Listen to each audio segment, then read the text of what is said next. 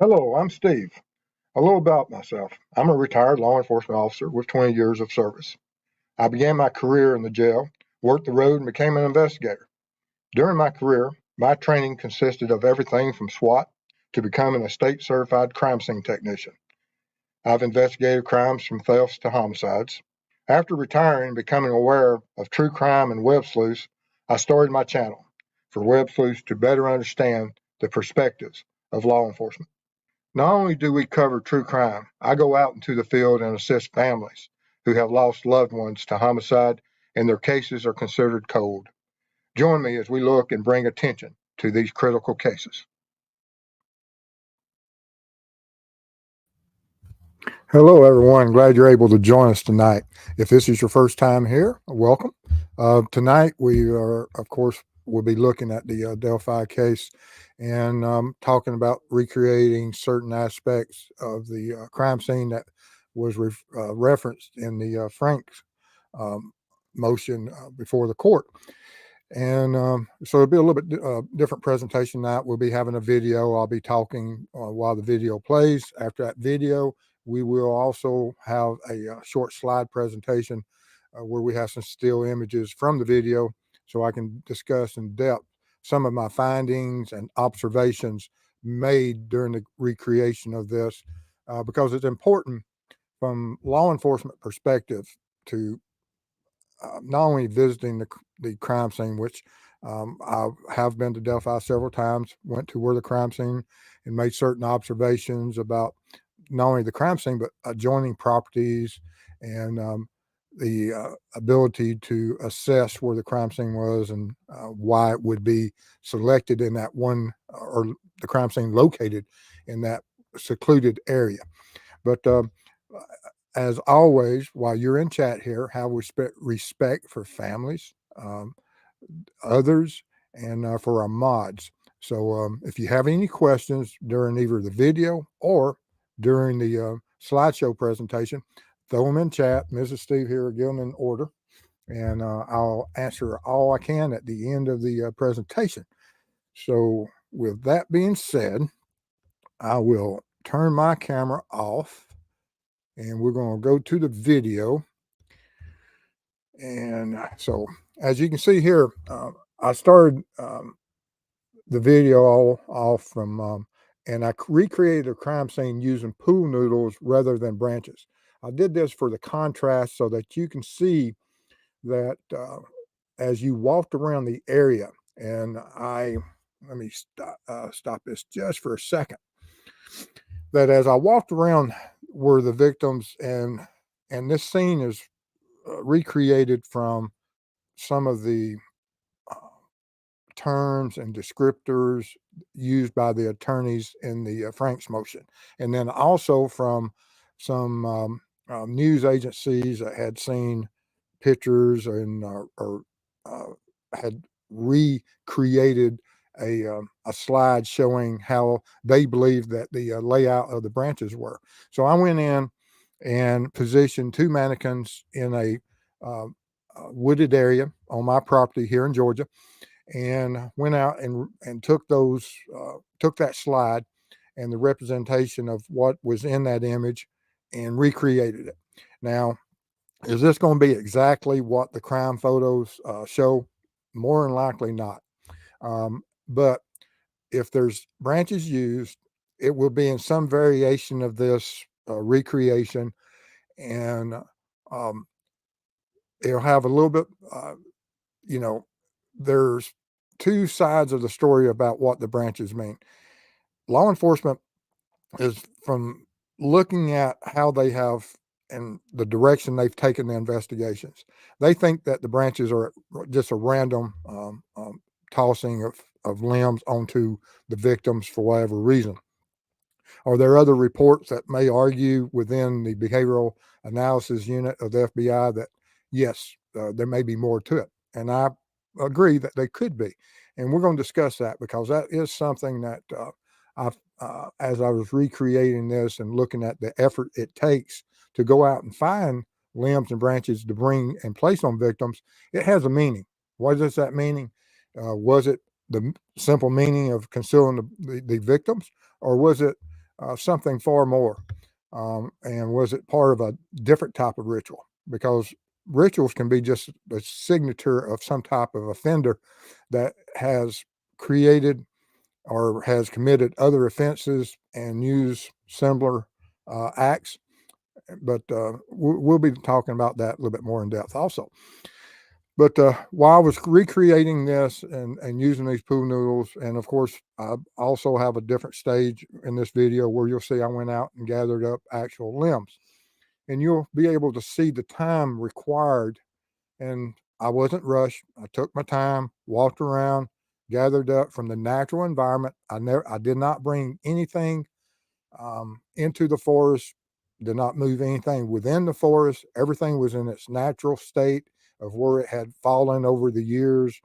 And the only thing I had placed in order was the positioning as best described within the memorandum. And from that is what the layout of the victims were. And then, of course, trying to place the limbs in a certain order as best as I could to replicate what they were advising. But can't wait to, if we ever get the chance to see um, the actual photographs or we get a clearer understanding, it will fit somewhere within this time frame for the fact that limbs are abundant in any natural environment within a forest. It's easy to conceal a victim or victims, as you'll see in this video. And I wanted to do this for a time trial to see how much time it would take, for the fact that the defense is making a large argument that there was not enough time to do certain acts. And I wanted to test that. But also, while I was recreating this, it gives you a feel of order. Were the leaves brought in first? If leaves were used, and you'll see that actually, after I placed the sticks, I went in and I did a total concealment of the victims with the usage of leaves. I don't know if leaves were used at all or to what extent, but if they were not used, of course, you can just disregard it. If they were used partially to cover one victim, then we have a time frame for that. And there's an issue that while I was doing and creating the and using the ground debris to cover up the victims, I realized something, that what would cause one to partially conceal one victim and not the other. And having visited the crime scene and understanding the layout and the property, I have a little bit better understanding of that now. So we'll be looking at that and covering that also. But anyway, as we watch the video, um, like I said, this is just for us to get a better understanding.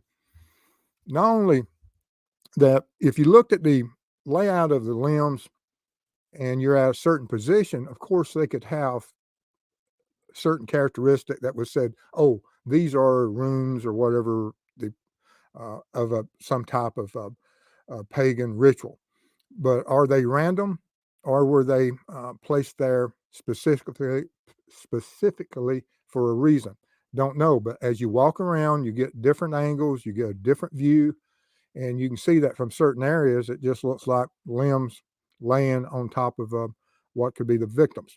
And it's important to be able to get all the way around. Whereas when you just look at it from what's reported and out there looking straight down on the victims, you only have that one image. From this, as you go back and replay, you can see that from different angles, different perspectives, you have a totally different view of what these limbs look like. Does it mean anything? And when and where would it possibly this design step out and stand out? Because I can see in certain positions that yes, it could mean something. But then again, like I said, is it for some type of pagan ritual, or is it just a ritual such as a signature for the offender? And but I took, like I said, you'll see as I go through here, this is the point where I will start going out and gathering the limbs. Nowhere during this process did I have to get more than about 10 yards away from the mannequins to be able to get the ground debris to collect the limbs. Um, Now, even when I was placing the limbs here in this ritual, you see, I dedicated each time, and that's just for what I did. I absolutely took the time to address one of the mannequins before I moved on to the other. Is this something that the offender would do? And is there any indication of who he was covering first? That'd be something that law enforcement looked at. Here, I'm getting the limbs that are reported to be horns and placing at the top of the of Abby, or the mannequin representing Abby's location. I picked up one limb and for another set of horns, and it just broke. And that's how come you see me just toss it down to the side.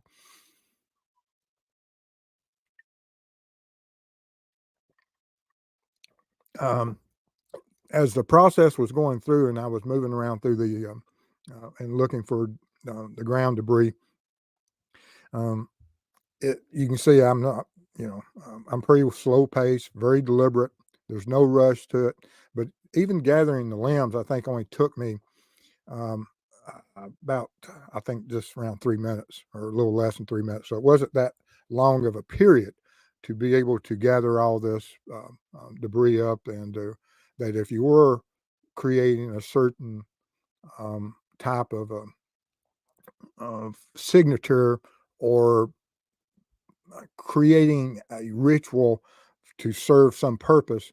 Um, and the only thing that is kind of stands out is if these limbs are as described, especially these two that are first laid and first referenced as far as being in the midsection of Libby. I found that kind of interesting. And of course, I think I've got the placement of the limbs. Chris looked back and he was able to deduct later on exactly what order the limbs were placed down. I didn't have that at the time when we were first given this. But even as you see, I handle these limbs and certain acts were taken. These are clues to the investigator. Looking at the limbs, how would they have grabbed them? Where would they have handled them? Where did they get them from? Because all the area they would be clues and of where they were gathered from. And and in those areas, if the ground is scraped or anything, are there any type of evidence of different types of shoe prints or otherwise? And you'll see as I take the drone, and luckily I didn't crash it this time in the forest. I've crashed it in the forest before, but not on this one. Last time I crashed it was in Evansdale. But as you fly over, of course, you can see when you look directly down on them, it does have some semblance of something. What does that mean? And if this is all the limbs in one position and all touching in such a outline asterisk, that is something that is odd. That you wouldn't think that you would concentrate all three limbs in one singular area. We don't know if that's the case or not. It was referenced that way through the report. And so there are certain things that says, yes, that I can understand what I've said. Yeah, there are certain things about uh, parts of this crime scene that are worth taking pictures of. Is that something he was referencing? And it's very possible. Um, and then, of course, from the limb perspective, I did a complete 360 around, so that you could see that as you walked around. Um, and how accurate does this replicate what was there that day? I don't know what size limbs they were used. I don't know how much foliage or dead leaves were still remaining on the limbs used. Um, but from the ground debris I used, this is what it looked like. And from certain angles, of course, there's no anything that stands out that says that this is some type of a ritual and is trying to leave a message. And right after this, of course, is when I decide that we're going to start the covering of the victims with leaves. And we'll get in the slideshow. It'll be a little bit slower, and I'll be able to talk about certain aspects of this in to clarify certain things, also observations I made. But right here is that you'll see that this is my first toss of the leaves. There have been mentionings of some leaf usage. How much was used, don't know. Don't even know if any leaves were used. And so, if we find out at some point that the leaves are not used, then of course this plays no part in it. The reason I conducted this and carried it past this point was that when I'm out there and I'm working and trying to understand these crime scenes, what occurs at the crime scene can be interrupted, disrupted by the offender. Was his intention originally to cover the victims? And how long would that have taken? And something interrupted him and made him leave the crime scene prior to him completing. And not only that, but it also gives me a timeline so that we have a true understanding that if this individual had time and stood there, how long would it have taken him to completely, if not almost, uh, uh, conceal the victims. And we have an understanding of that now. It took me about 2 minutes, 2.5 minutes or so to get it to this level of concealment of where they almost virtually disappear.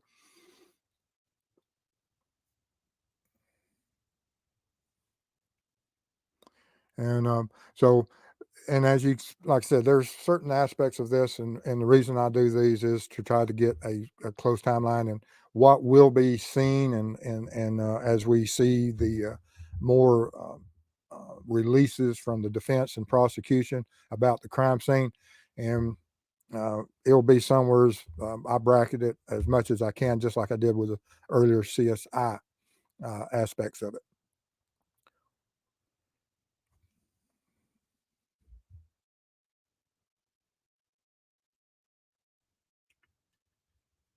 All right. Then my final part of this video as I fly over so that to give you a perspective of how quickly through the breakup of the limbs and through um, of course, the leaves blowing away are from the air off the propeller of the drone.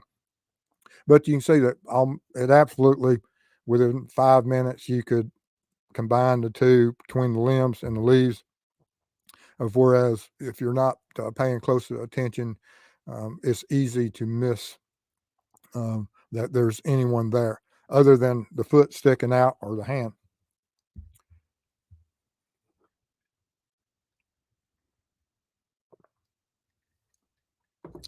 But like I said, when I'm in the woods conducting these types of experiments, I carry it out to the extremes for the fact that it's a great database.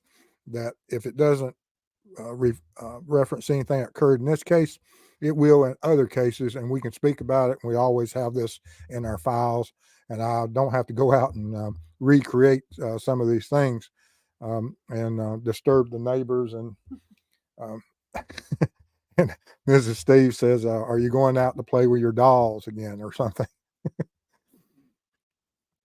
Oh me!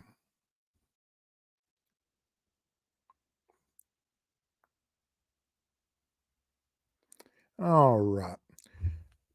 Like I said, wanted to play that for y'all so y'all would have a little bit of understanding in real time of what it looked like. And let's see here, get my camera back on. And now we're going to go to the slideshow. And of course, if you have any information regarding this case, absolutely make sure law enforcement has it for the fact that we have to have justice for Libby and Abby. And the only way that can come is they have all the information against whoever may be responsible for this, in addition to, or if Richard Allen. Um, is he a lone wolf? Did he have help? Um, and that would be, the longer we go on without other arrest or any indications of more arrests coming, the more likely it looks like it is going to be a lone wolf. All right. As I said, that there's been a great debate that it's some type of pagan ritual. Um, I I do believe that a ritual is involved. Going out and gathering these branches and placing them if this is the order that they're placed on, uh, going getting limbs and just throwing on a victim is one thing. Uh, Centralizing them in that asterisk is a little bit different, more of it. I found it interesting because it took me a certain effort to make sure that those limbs intercepted. It's not like I was going 20 or 30 feet away, coming back and just tossing limbs onto both victims who were so close that the limbs are long enough that they could have went across each victim. And so uh, there was certain things about it as I was doing this that said, I can understand where uh, some individuals in law enforcement and even in the behavioral analysis unit could say, isn't it odd that the limbs aren't laying from one victim to the other across both of them, or the victims aren't closer together and everything's just tossed on them? And I can understand that we have a total of at least 7 limbs, and if they don't touch each victim, that it is something to look at and analyze and try to figure out. I don't know how long the limbs were, but the crossing and the placing of them um, could have some significance, not so much for a pagan, but towards the offender's fantasy of and his feeling of order. For the fact I had to be very deliberate to create this crime scene as described, um, and um, and it took deliberate acts. And but for it to be a signature of an offender, it has to be something that he would do consistently each and every time, and it have to be unique if there was other victims and other crimes. And search signatures or rituals can benefit law enforcement in their investigations. Um, then, of course, um, I won't, it's probably been one of the things since Chris and I have been covering this and we've looked at it that one of the biggest questions or most often questions that we have is this done at the actual crime scene? No, this was done on a piece of property of mine and in my backyard. And I went out, I did the poo noodles first so that you would have the contrast of being able to go around. And this is the part that strikes me and is odd. If it's supported in the crime scene pictures that these sticks are placed somewhere around the heart, crossing near the heart midsection of something like that, I can see where, yeah, there's possibility of more to this. But is it something self-serving to the offender, or is it something more? And so that was something that I realized as I was doing this. And then, as like I said, when you move around the victims, no longer does it look like one thing; it looks like something else from different perspectives. And this is the one, like I said, when you're looking at it, that if we had all these limbs and you were just going around gathering limbs and tossing them towards the victim, would they land independently and not be crossing over onto the other victims? Now, they may be, and it's just not noted in the defense's description. And but the photographs ultimately, when law enforcement and they're made available to the courts, that will be absolutely clear of is it truly random or is it not? And so we'll just have to look at this just a little bit more as we gather more information. But right now, looking at it from this, I can see where certain people could say there was some type of ritual. Don't know what the serving of it is, but we'll see. And then with the sticks, once again, very disturbing. And so as you went around and you saw and you look at from different areas, that the sticks by themselves, um, they can be, they do break up certain aspects of an outline of a victim, but not enough that you wouldn't be able to see the flesh tones or or clothing. Um, and that's the advantage of using life size mannequins, clothing, and trying to recreate it and standing there looking at it and seeing it in its value of what it would mean um, to people either searching for the victims or to the offender, that if he's there at the crime scene and he knows and he understands that he has to distance himself from this crime scene as long as possible. That when he leaves this crime scene, he doesn't want the victims to be discovered immediately. For the fact that he needs to get home, especially if it's been a violent encounter, and he may be injured. His clothing may be muddy and bloody, and we have DNA. And during these offensive or during the offensive part of his attack on the victims, was he injured, and what type of DNA transfers occurred from the victims to him and from him to them, and how long does he have to clean up them, and how long does he have to clean up himself, because it was a high risk time of day, in the afternoon on a trail, and if Richard Allen is the offender, he knows that, oh, I'm here. It's at a certain time, and I have to get back to a certain location. And so, and I have to go a certain way. And how will I be able to do that? And like I said, the time frame, the pressures of that time, and is there anything in addition that might have disrupted the crime scene? And you'll see here in just a moment that with a partial leaf coverage, if this is as far as it goes in that timeline, this was the first batch of leaves I took and just threw up there. And I think it took me like 10 or 14 seconds to walk over there, grab them up, throw them over there. So you could have partial coverage from 10 to 15 seconds, all the way up to almost total coverage at 2.5 to 3 minutes.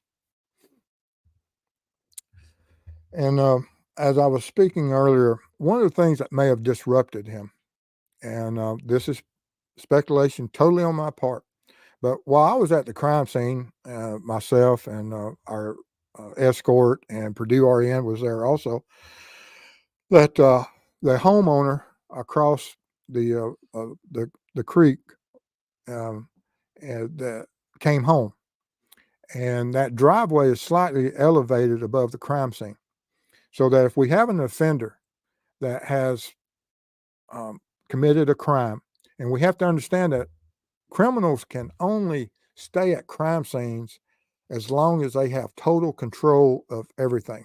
They have control of the victims, they have control of witnesses, they have control of time, they have absolute control of everything.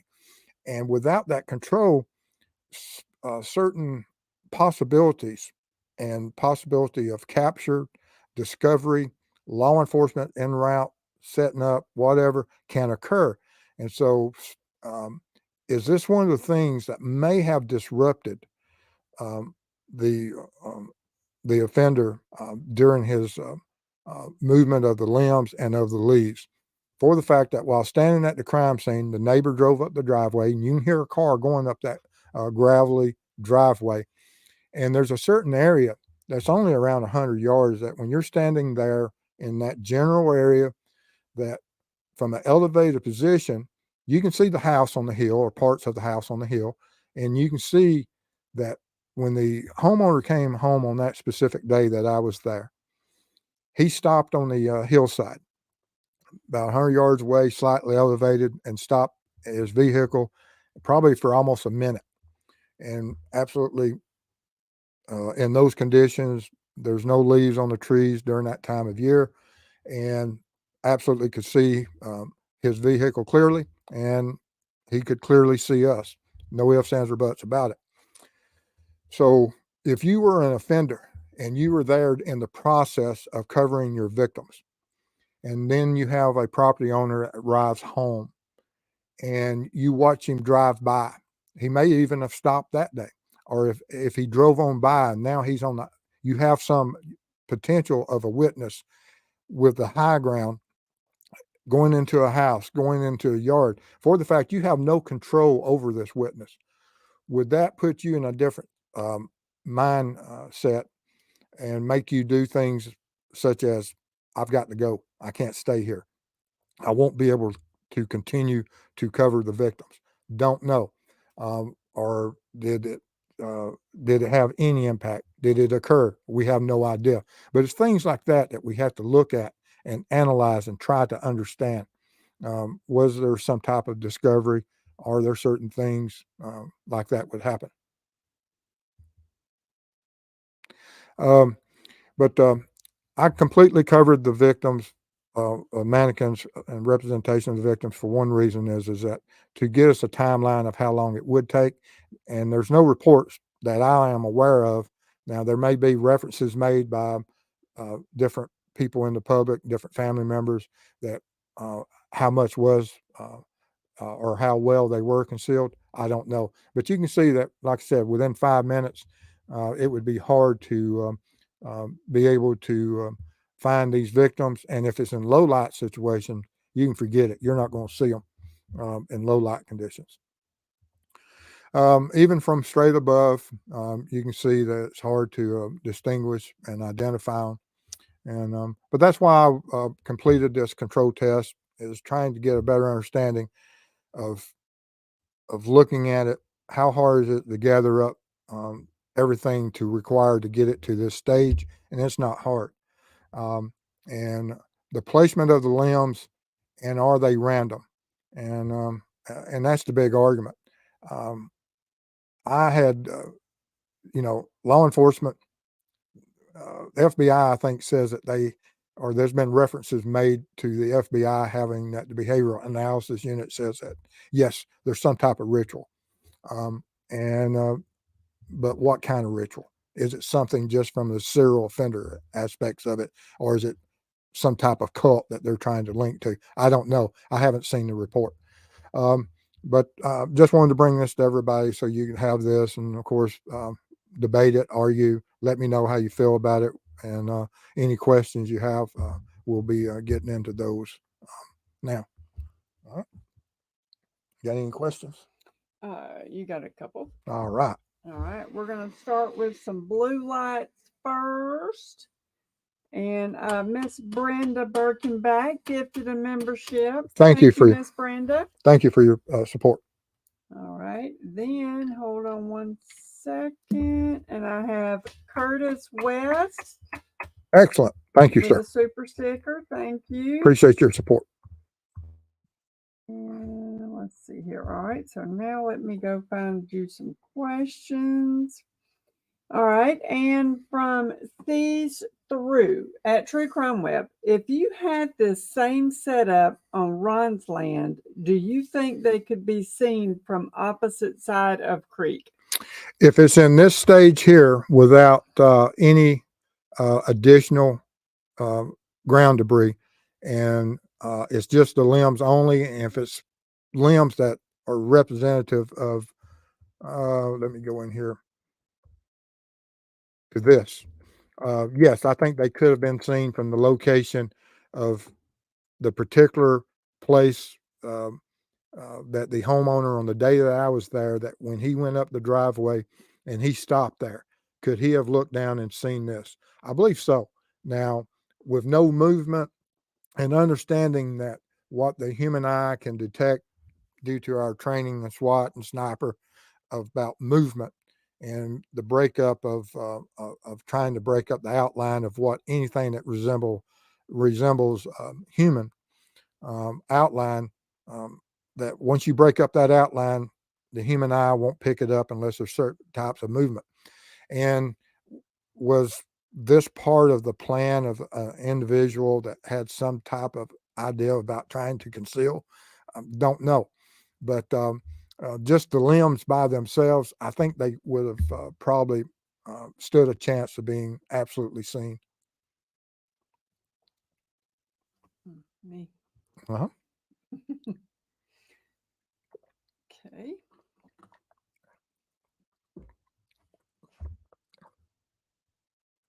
And from Tanya, Steve, are you going to his? I think it's supposed to be trial.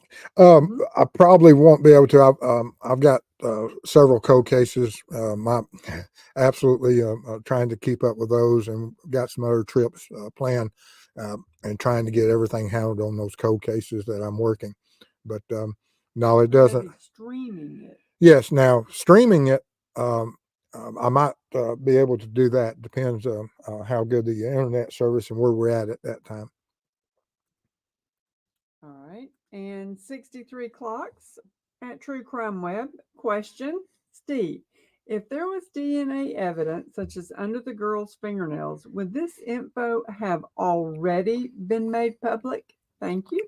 Well, we know there's been references made to a partial DNA. How and what type of DNA, don't know. But if they had a full profile, such as what can occur from during a fight, and when CSI gets in there and the medical examiner and they start collecting um, the scrapings of the fingernails and fingernail clippings, and go through the process of gathering everything that might lead to the offender's DNA profile through a encounter such as scratches and things, um, that if they had that type of evidence, yes, it would already be out there. It would have been in part of the um, um, arrest warrant affidavit that through the DNA profile recovered from uh, their fingernail scrapings, a positive ID was made. We don't see that. And I believe that if that was the case, it would be included in uh, not only the arrest warrants, but the search warrants also. Okay.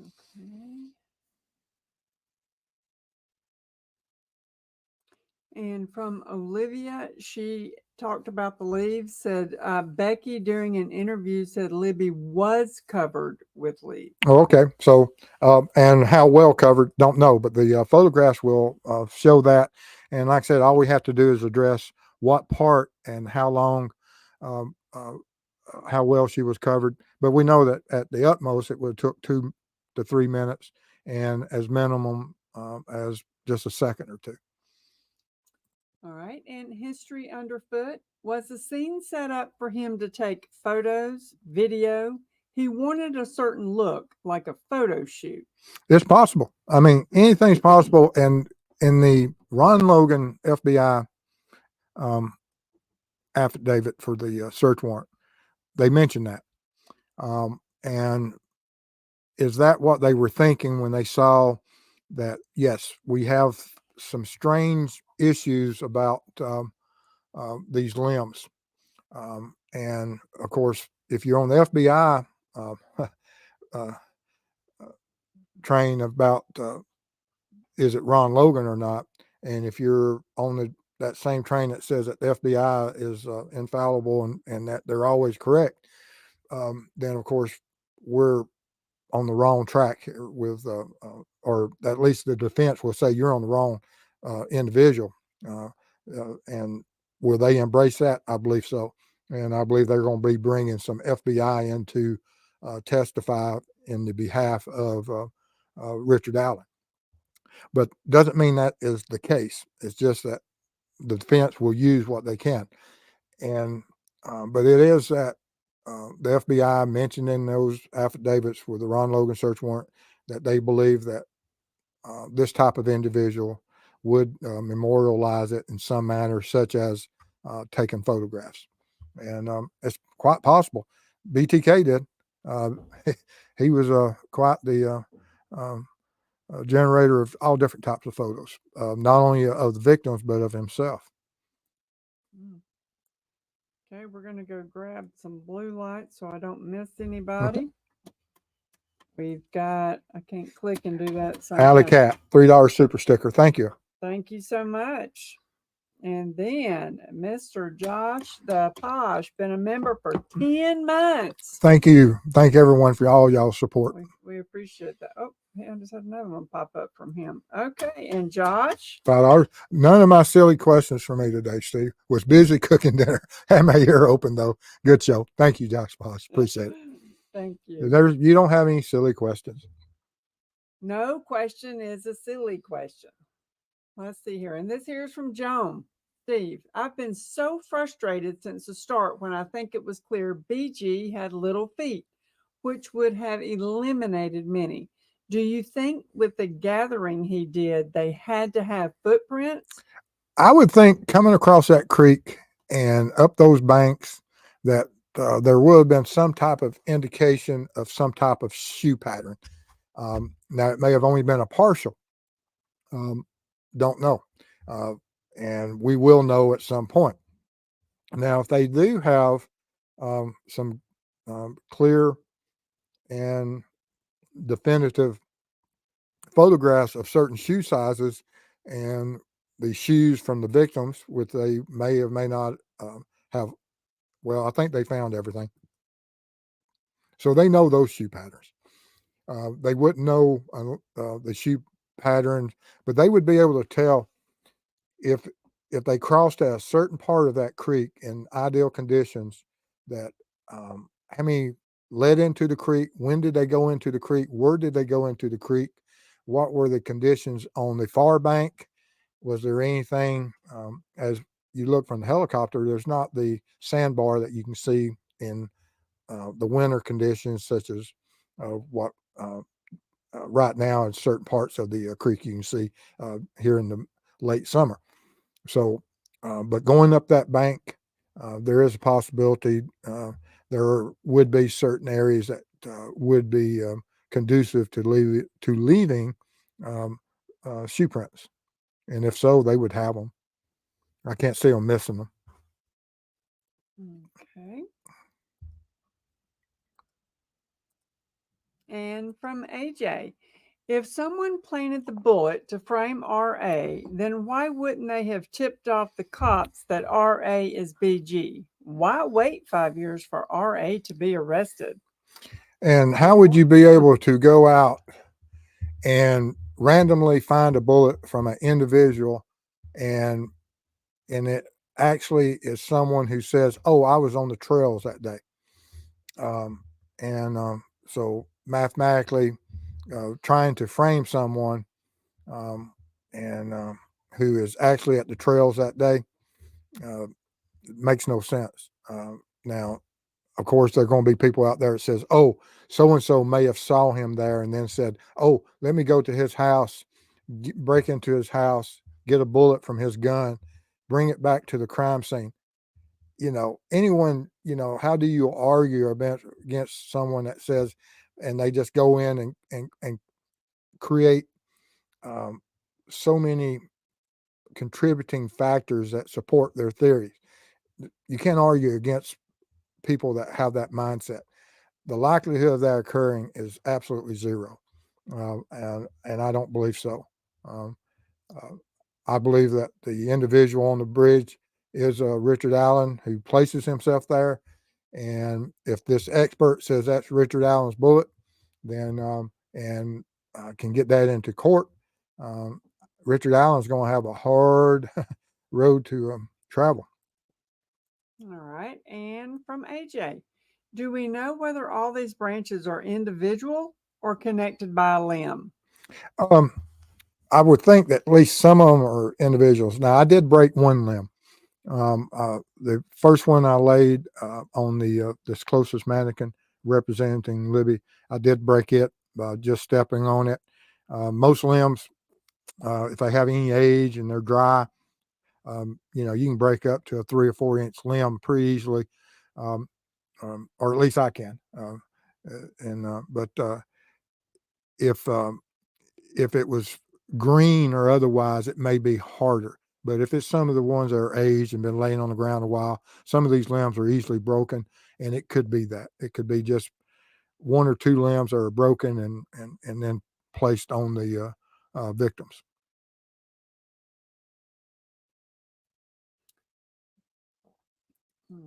Okay. And AJ again.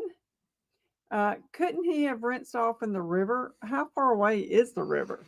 I think Deer Creek is the water now. Where the river is on down, Deer Creek runs into the what is it? Name of the Wabash?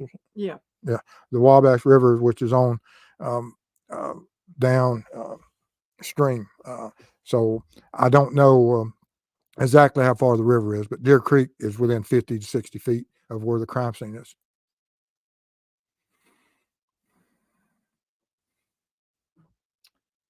Okay.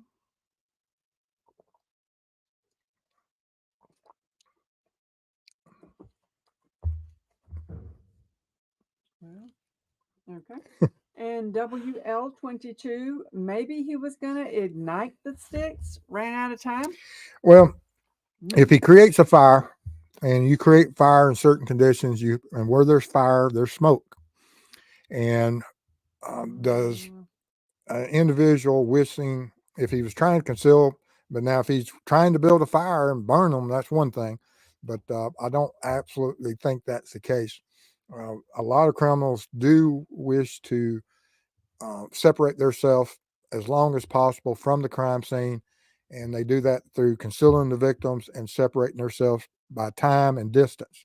Um, Building a fire where first responders potentially can come, and we see it quite often in the news where individuals do build a fire to dispose of someone, and through that fire and first responders, they discover the victims, and then law enforcement's involved, and a lot of things, occur during those critical moments of a criminal's ability of trying to separate himself. Okay. And Dave, didn't the motion say there was no DNA? Oh, and thank you for the kind words for the pooch. Oh yes. All Thank I you. can say. Yeah. She's still, yeah. Nope, Nope. don't go there. Yep. But anyway, yes, the I don't, I, I haven't read word for word and totally comprehended everything within the motion, but I believe there was some mentioning about DNA, and if there was more DNA available and identifiable, that would be the headlines. And so the with there not mentioning and there is not being a headline, then of course you can virtually say there's no DNA. Okay.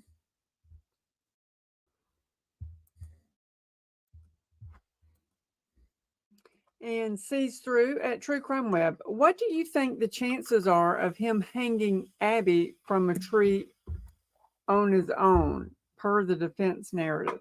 I probably should have read that first. Now, if there's evidence at the crime scene that such an event occurred, that's one thing. But we have to have rope. We, if there's not certain injuries to the victims, because you don't have to have. There's other processes and abilities for people who know how to process and do certain things in that type of environment that you don't need rope for.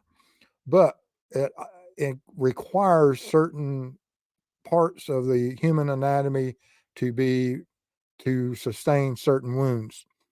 We don't have any mentioning of that, so I don't know if that's part of it or not. If that's something confidential, and but if those injuries didn't occur and that type of wounding didn't occur, then of course you have to have something to be able to lift a victim with, um, such as rope, and through those processes there would be evidence of that, and I don't know what all they have, but I think that if those occurred, um, it would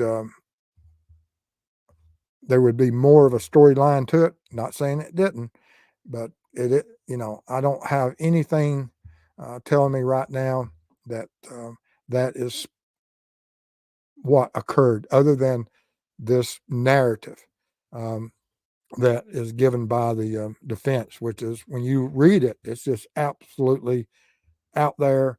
They throwed everything they could um, at this, and it doesn't make sense.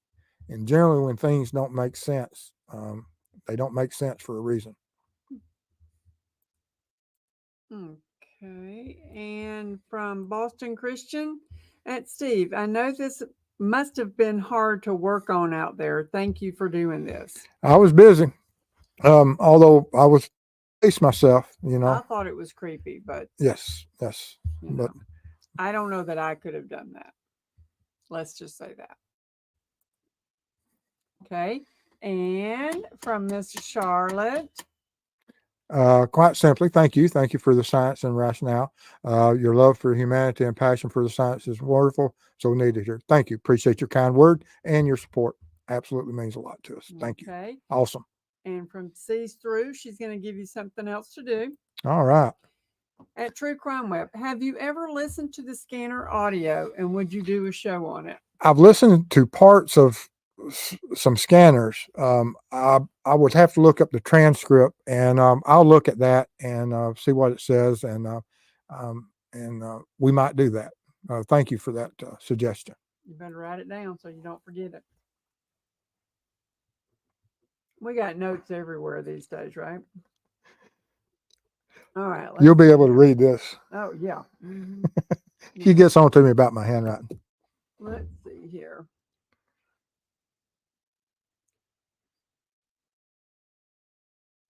Oh, and this is priceless. This sounds like me.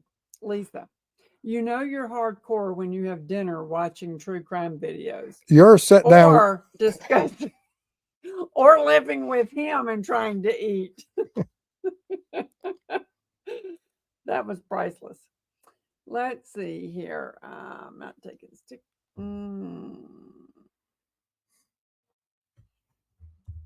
Let's see here.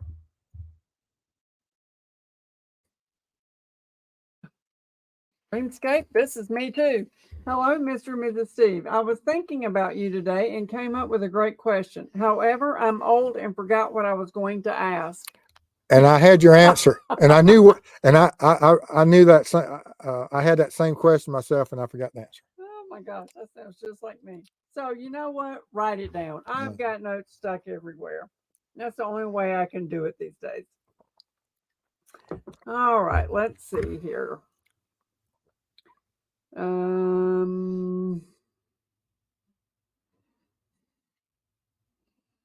Junior, I go downstairs and forget what I went down for. Well, that's, I can do that too. So there you go.